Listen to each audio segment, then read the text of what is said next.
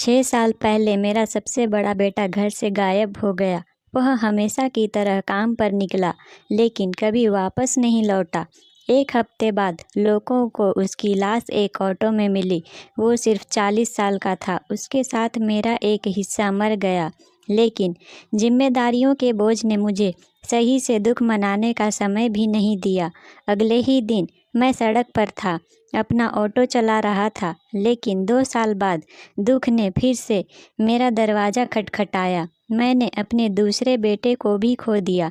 गाड़ी चलाते समय मुझे एक कॉल आई, आपके बेटे की लाश प्लेटफॉर्म नंबर 4 पर मिली है।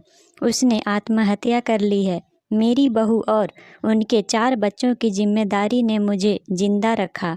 दाह संस्कार के बाद मेरी पोती, जो 9वीं कक्षा में थी, उसने पूछा, दादाजी क्या अब मेरा स्कूल छूट जाएगा?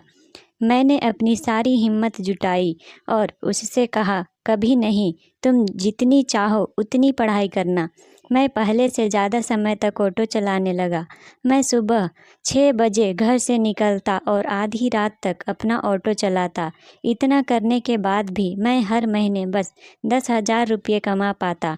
उनके स्कूल की फीस और स्टेशनरी पर 6,000 खर्च करने के बाद मुझे 7 लोगों के परिवार को खिलाने के लिए मुश्किल से 4,000 ही बचते।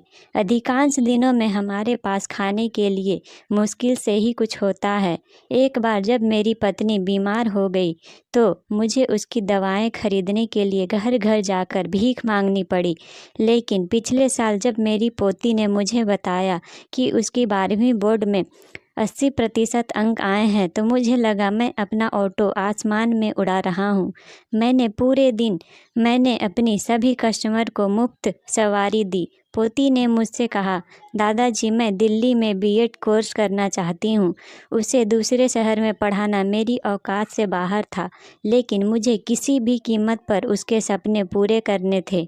इसलिए मैंने अपना घर बेच दिया और उसकी फीस चुकाई। फिर मैंने अपनी पत्नी, बहू और अन्य पोतों को हमारे गांव में अपने रिश्तेदारों के घर भेज दिया और मैं मुंबई में बिना छत के रहने लगा। अब 1 साल हो गया है और सही कहूँ तो ज़िंदगी से कोई शिकायत नहीं है।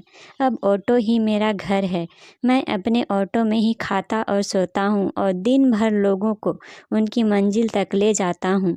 बस कभी कभी दिन भर ऑटो चलाते हुए पैरों में दर्द होता है, लेकिन जब मेरी पोती फ़ोन करके कहती है कि वो अपनी क्लास में फर्स्ट आई है, तो मेरा सारा दर्द गायब हो जाता है।